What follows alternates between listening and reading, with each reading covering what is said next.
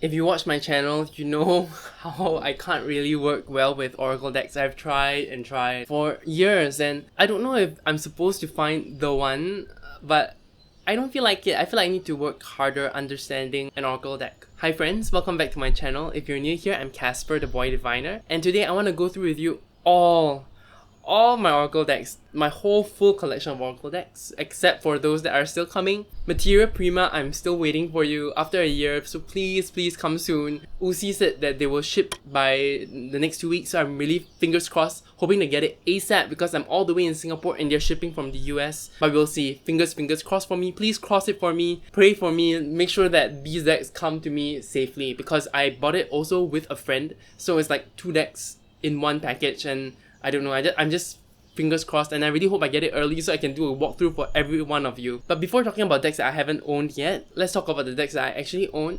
I think there was a comment asking me for this. I forgot who you are, but thank you so much for this suggestion. I've never thought about doing this because I am not good at Oracle. I have to admit, I don't read well with oracles. I don't work well with oracles. I'm not really an oracle person, but I want to try. I enjoy a lot of the art in Oracle because they're not restricted by how the RWS looks or, you know, a certain idea of the tarot, which I do enjoy. I do enjoy many tarot decks, guys. You know, I'm crazy over decks, but there's so much here that I really enjoy the imagery of. I've done some walkthroughs about these decks, and I actually have gotten criticisms in my comments about how shallow I am or how uneducated I am, which is great to some extent. But help me, you know, don't just call me stupid or call me shallow. Tell me why and how I can work with something, because I guess that's my weakness, right? As a first impressions reviewer, most of the time I can talk about the box. Well, I know a lot of boxes. I can talk about the card stock because I have very specific preferences for card stock. I can talk about how much I like the art because art is subjective, and if I like it, I like it. If I don't, I can try to explain why it's not for me. I will never say it sucks.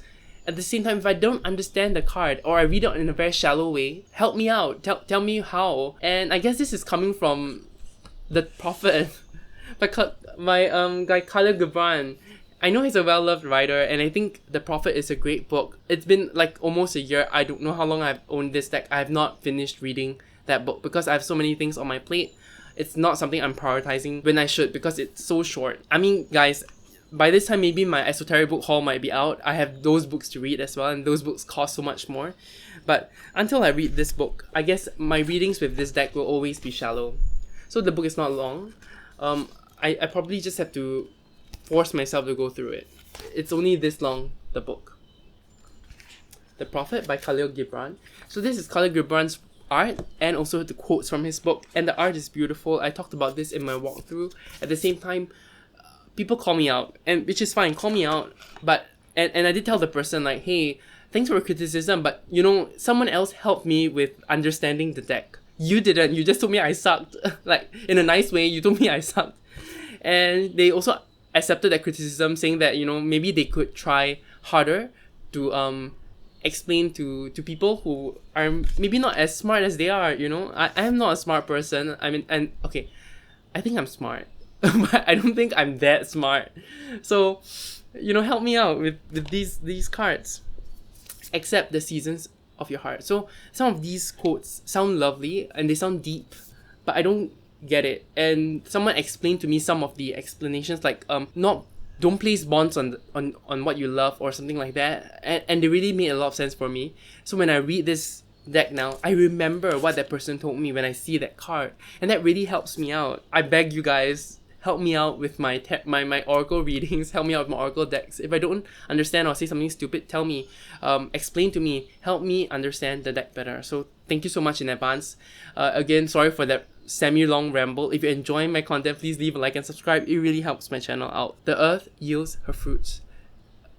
You know, I forgot this card even existed. This card is so beautiful. Yeah, so I enjoy. This is one of my favorite oracle decks, to be honest, because it's large. It's large. The art is beautiful. I can just do a one card draw. Just think about it. So I think this is the type of deck. Maybe someone calls it a affirmation deck. Maybe they talk about it as a thinking deck. I enjoy this deck. I'm glad they didn't make the card small and like 2 sides. No, it's just one box with a lot of space in it to hold the book and also the deck. Another oracle deck that I enjoy but I don't use because it's not meant to be used all the time, is by Colin Campbell. He's gonna create the Ocean Dry Tarot this year, hopefully, fingers crossed for him. But this is like a prototype deck that I think he did a giveaway on, and I was lucky enough to win. There were only 18 cards, but they are a deep 18. Okay, there is a whole system to this that took me some time to really understand. And because I don't use it enough, I tend to forget.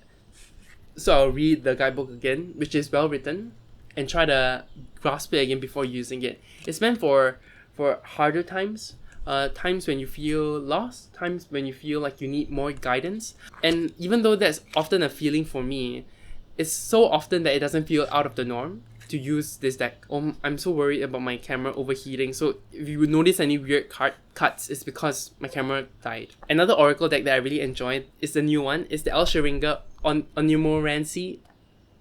I just mangled that, guys. The Alcheringa Oneiromancy deck. Okay, it is a beautiful deck. I love the art. I love the thought behind the deck. I love the creation of the deck. I love the production of the deck. It's in a magnetic box, and the images are gorgeous. I have done a walkthrough of this, so I will put it in the description. No, I'll put it in one of the cards on the upper right or left. I always can't remember. But this deck is beautiful. It is easy to read. It is smooth. I mean, I haven't really... There are some cards that sometimes I get a bit stuck on. But when I get stuck on the deck, I always try to take it as a positive. Like, you know, the universe is letting me have time to think about the card and what it really means. So that's the Alcheringa on a Neuromancy deck. Another deck that I like the art, I just don't know how to use it because of the system, is the Yogic Path. Sahara Rose did a really good job with her guidebook, and I think Danielle Noel did a really good job with the art. I don't really typically like her art because they tend to be very glowy, very light, but I suspect that has to do more with the creators that decide to work with her, because Sahara Rose's deck, working with Danielle Noel, has such a grounded nature to it. I really enjoy the imagery, guys. But because of the suits, I don't know if you call it suits. Sometimes I feel like my reading gets a bit disjointed when I use this deck. I also feel intimidated. I don't feel like I know enough about how do you pronounce that? Ayurveda. That I can work with this well. But someone was really nice in the comments, giving me like confidence, telling me you're doing well interpreting the cards during your walkthrough, so you don't have to feel that block. You don't have to be afraid. I can always fall back on the guidebook, I guess, when I don't understand something. So I'm hoping to use this deck more often. I'm going to leave it on my table so that I do 1 card draws with it, or at least 2 card draws with it, maybe alongside of my other decks. I think Boho Tarot did a primer on how to work Oracle with Tarot, how she does it. So I already checked that video out, but I didn't take any notes or anything to try to work with my current practice, so maybe I should be doing that. But this deck is beautiful. Everyone should check this deck out. This is the only like grounded Danielle Noel artwork that is out there in the market right now, and I really like that sense of groundedness in her collage work. Another deck that I enjoy art-wise, but I don't or can't really work with well, is one of my first Oracle decks in a way. First Oracle decks that I really wanted is the Empty Cup Oracle. So the Empty Cup Oracle has a rose petal finish, which I dislike. It is hard to shuffle, and there are not many cards. I guess that mitigates the issue, but it's still not easy to shuffle. It feels rubbery to some extent. I've used it for quite a while, so I have to concur with Mistress Ray, who says that, you know, shuffling enough can take away some of the pains of a rose petal finish. So I think it works. I think it's true. And I enjoy the art here. Not long ago, maybe I realized late last year or mid last year, that even though I really enjoy cards that are black and white, enjoy aesthetically white space, enjoy simple imagery, somehow reading with decks like that don't come easy for me. Bright colors, which I don't enjoy aesthetically, actually help me with assessing my intuition, assessing my thoughts better. So even though I enjoy this deck, and I still use it from time to time for my clients because I use Sasurai Bido for readings, and this is sort of a companion deck, there has been a bit of blockage choosing this deck just because of how simple the card is. I love this card though. This is my favorite, the Empty Cup, which is the name of the deck. The creator, Stasia Burrington, created a beautiful spread cloth for this deck, and I'm so tempted by it, but I don't have enough money right now, so I'm gonna hold back. I again bought books, guys. Too many books. So this is a more like I'm not sure what I think about this. I only use it for clients, and even then sometimes when I do it for clients, I don't feel like it really applies much to the reading or their life, so I don't know how to use it that well. Another oracle that I like the imagery of and I like the idea of, but I just simply don't use, is the Open Portals playing cards. Honestly, I don't know what the blocker is here. I like James R. Eads. I enjoy his art. I have this one. I have his Lenormand deck. I already backed his Cosma Visions and got a Prisma Visions as part of that pledge. But there's something about this one that makes it a bit abstract to read. Because I think there's a whole suite about nature. But I do feel like I can read with this deck, and I have had good readings with it. I just don't turn to it, you know? This is not the first deck that I pick up when I want an Oracle deck. But I think I can read on this deck by itself better than reading it in conjunction with the tarot, and I always fall back on tarot when I do reading, so maybe that's why. I feel like this deck should be used by itself for some reason. Yeah, maybe I should just be using this as a replacement for some days when I don't feel like reading the tarot, instead of, you know, picking another deck to use to create some variety. So that's a good thought as I'm doing this video, and I hope I remember it after I finish this video. Okay, my camera overheated and now let it rest. I hope it's fine. I hope you're fine. Sony A5100, you always do this to me, but I guess it's a normal problem, so fingers crossed it won't happen in the second half of this video. But I wanted to move on to talk about the Magic Neko deck. This is similar to the Playing Cards deck. It does have a more playful feel, but it is a playing card deck. And I really enjoy this deck as well. It's so cute. I really like the feel of this deck. I like the art of this deck. This is also by Stasia Burrington, but it's not really a companion to the Sasrabido deck. But I really enjoyed this deck. I like the linen feel, and I love the cats. They're so cute. This is like hands down my favorite cat deck that I own. At the same time, shuffling it, I don't know. I feel like sometimes I block myself. I feel like when a deck is more playful, I don't feel so drawn to it. I don't feel like I can do serious readings with it, even though that is totally false. I have seen tarot readers on YouTube, I've seen tarot readers on Instagram who read such deep intentions with cute little decks like this one. So if they can do it, I know I can. I just need to take some time. You know, a lot of these things I feel like it's about focus, like focusing to finish reading the Prophet book, focus to finish understanding this deck, to use this deck much more. You can also use this as a playing card deck, and I think if you watched my Pip deck declutter, you might know that I have a blockage also, that I haven't had time to prioritize to learning playing cards. So that's another thing. Can I do that with this deck? I want to, but I don't know. Let me know what you guys think, if you guys have this deck and how your experiences are with this deck. Let me show you the first Oracle deck that I bought. I bought this deck before I even got any tarot decks. This is the Peter Antoniou's Oracle. Sorry, Antonio's, right? Antonio's. I think I pronounced that right in the first time, but whatever. It's a very, very simple deck, and because I wasn't used to reading anything, it wasn't an easy deck to read. This, I don't feel like it's a beginner deck. I think he writes about how easy it is. It's universal symbols. It is very simple. I like how simple it is aesthetically, but again, like I mentioned earlier in this video, I find that simple is beautiful, but I don't know how to read it. My intuition doesn't fall that well with it. But I really feel like after learning some Lenormand and getting better at a bit of Lenormand, maybe now I can read with this deck a bit better. Like Curiosity Killed the Cat, Alpha Omega. You see, I don't know what this means. I don't have any particular thoughts about Alpha and Omega, but a bull. So there's some anger here, some kind of a rush forwards. Playing cards. So playing a game, needing to use your intuition. Bread, treating your body good, having some nutrition. So, you know, I feel like after learning how to read Lenormand and also years of reading the tarot, I think I can work with this deck a bit better. But because of my initial working with this deck, it didn't go well, so that's likely why that kind of experience has blocked me from actually accessing this deck again and using this deck more. But you know, let me know if you have this deck. I don't see anyone having this deck or anyone using this deck fully, at least on YouTube. So let me know if you also want to see a full walkthrough of this deck. I'm more than happy to do it. And we can go through the symbols, and at the end of that walkthrough, maybe I can practice and see how it reads. Let me know if you're interested. Comment down below, let me know. Another deck that is like a similar size is the Inner Compass Oracle. I really like the art here.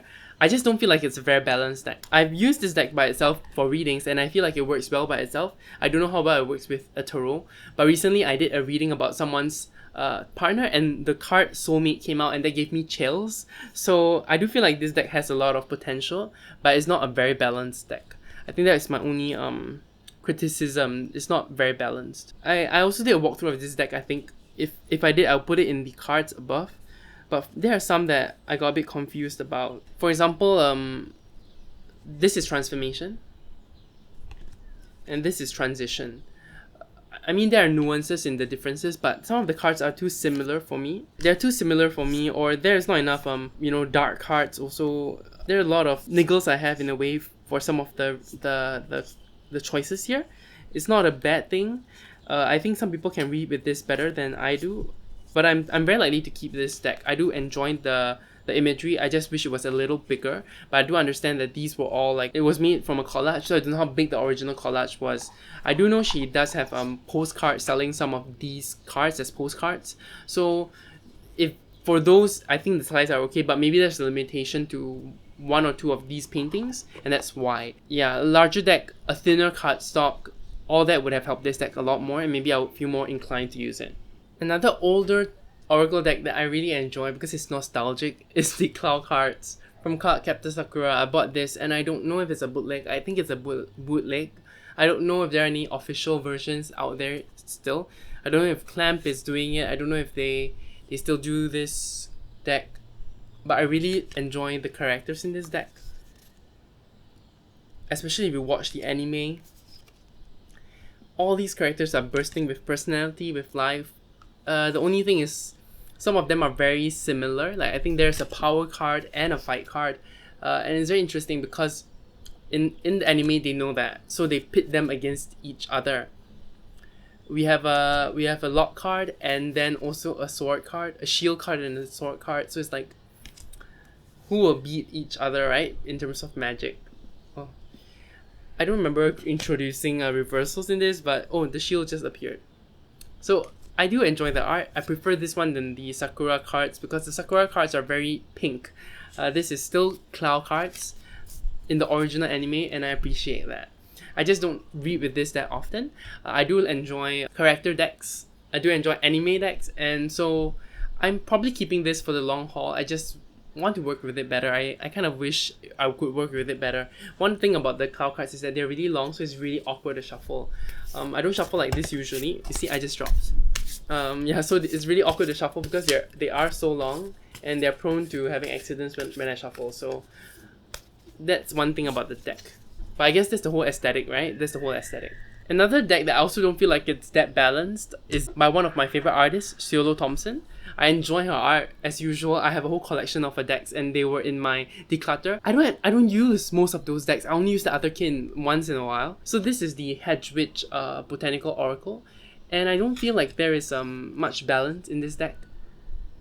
Some of the words are adjectives, some of it are nouns, I don't know. So, but I really like how it looks. I don't know. Maybe I should just practice more. But you see, like, some are nouns, some are like sacred, ephemeral. It's really hard to get something consistent. Then this is a verb. You see, enhance, strength, repel. And because these are not plants that I'm familiar with, I guess there's also a sort of blockage. This is why I'm not really a kitchen witch or a person who is into a lot of herbs, because a lot of the knowledge out there are very American based. In Singapore, the only kind of deck that I've seen related to these plants is this deck, which I don't really have much experience with yet. It's the Zombie Diaries deck. So this, I have done a walkthrough. There's a whole zine that comes with this. You must make the cards yourself. She has not created this into an actual deck, which I feel like she should. There are plants here that when I see, I know what they are and I feel connected. For example, the Morning Glory, which we learn a lot about. Hibiscus, which I think it's common everywhere, we talk about it everywhere. But I think my favorite card in this deck has the Mimosa. The Mimosa, which I don't know if it's everywhere, but it's everywhere in Singapore, the Mimosa. So when I see this, I have that feeling of connection with the herbs in this deck. So I do feel maybe that's why I don't connect as much with this other Oracle deck. But yes, just a quick, this is only a 15 card deck. So if you guys want to know more, you can always watch my whole walkthrough about it. The next one is a deck of character. This was a gift, so it does have a lot of sentimental value. I really appreciate my friend who gave this to me. She really enjoys this deck. It really works well with her. There's something about the suits that kind of block me because they come in one block. And every time I have to split it out based on the suit, it makes me feel so uncomfortable. I wish there was 3 different boxes or something. Characters, places, tools. I always feel like I have to split them out before I use this deck, and that creates a lot of barriers to entry when I'm using this deck. The art is also really cute, but I don't feel like it is something I can do. It's not something I feel like I can read for my clients. I'm not sure how clients would feel seeing this deck, even though it is legitimate. I feel like there is some power in this deck when being used. I feel like it can be really simple and direct, but I don't feel comfortable. I don't know. Let me know if you guys are professional tarot readers and you're using this deck for your clients. Let me know how they feel. Let me know what they think. Like for the Empty Cup Oracle, I feel more safe, even though that's simple. And this deck makes me laugh, but I don't feel like a lot of the readings I do lead to laughter. In any case, I wanted to talk about the next deck, which also has a very similar problem for me, and that's the Archetypes Deck. This is the Archetypes Deck by Kim Kranz, and I like the art a lot. I feel like the art is good. So the thing about the Archetypes deck is also really well done. I really enjoy the book. But because of the different suits, they don't really go together. For the tarot, we have different suits, and all the suits go together because they can explain a multitude of situations. But for the deck of characters, there are characters, places, and tools, so they are all very specific to a certain type of thing that they describe. And it's the same for the Archetypes deck. There are the selves, the places, tools, and the initiations, and all these things explain different things. So we should be asking like, where will I end up in the next 2 years? I don't really want to just shuffle and then get a tool, because that doesn't feel right to me. If I get a place or a character or a self, I think that would make a lot of sense. So I would take out those 2 suits, shuffle them together. But then later when we ask another question that is specific to characters and tools, I need to take out the place slowly one by one.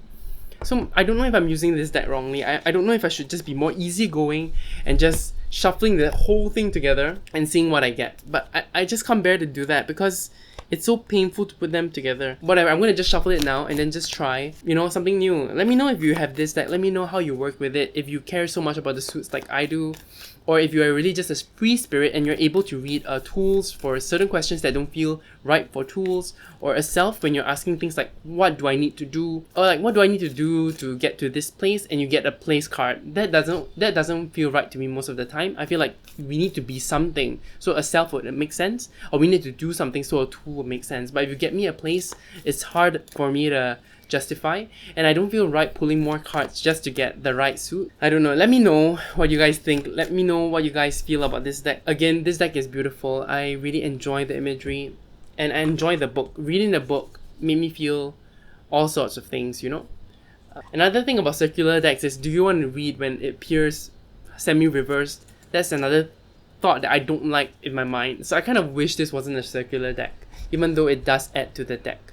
Also, the backings are, I think on purpose, they are pixelized, but it makes me feel uncomfortable. I don't know. There's also the Animal Spirit deck that I enjoy, but I kind of screwed it up. Not only that, I don't know enough about animals, I guess, to use this that well. That's why I feel a block again with most animals decks. At least the ones with tarot, I can relate it to the tarot meaning. This deck sometimes it's not easy. So you can see how I ruined it by using a gel pen all over the side, so it gets smudged and sad. And because I didn't do it for all of them, it's kind of disjointed. Maybe I should just ruin all of them, since I already ruined some of it. At the same time, I like the art. I really enjoy Kim Kranz's art. I just don't know if I can read with this one. So again, as usual with all the other Oracle decks, maybe I just need to try. Let me know how you guys work with Oracle decks. Do you force yourself to use a certain Oracle deck over a period of time? Or do you just grab them intuitively? Why do you read the Oracle over the Tarot? These are questions I want to know, because sometimes I do feel like the Tarot gives me better answers in a way, because Oracle might not cover the full spectrum of life, whereas Tarot is kind of proven to. The last deck that I really enjoy the imagery also is the Angels and Ancestors Oracle cards. Of course, I do feel unsure about using this deck because of cultural appropriation with certain characters like the Shaman. But I don't know. I do want to work with this deck more. I just don't know how to read character decks that well, I guess. I feel like this deck might be more up the alley of using it for magic, using it to call in the corners, things like that. But I really enjoy the art. I also subscribe to Carl Gray and his content. I just don't know if I resonate that much with him also as a creator. So all these thoughts, and again the suits. There are two suits here, the people cards and then the seasonal cards. And because I don't really connect well with seasonal energy, is another thing to think about, another spanner in the works, you might call it that. Let me know, maybe I'm overthinking everything and I should just try to be easy and just use whatever I have and do whatever I want. Yeah, I tend to overthink and I know that, so I need to chill a bit. It's like my meditation process. I feel like I've been overthinking. I've been trying metta meditation where I send loving kindness out. I don't know if you guys do that. Let me know if you have any experience with this meditation. I'm more than happy to talk about it because I do need help. I don't feel metta that well. And because of that, I criticize myself in my meditation. Why are you not feeling it? How are you feeling it? Are you sure that's the feeling? All that. So if you have that experience and you have something to share, please share below. And if you enjoyed this little walkthrough of all my Oracle decks, please leave a like and subscribe. It really helps me out. My camera overheated 3 times during this whole process, so I really put in a lot of effort into this video, so I really hope you enjoyed this video. And you guys have a great rest of the day. You take care. Bye!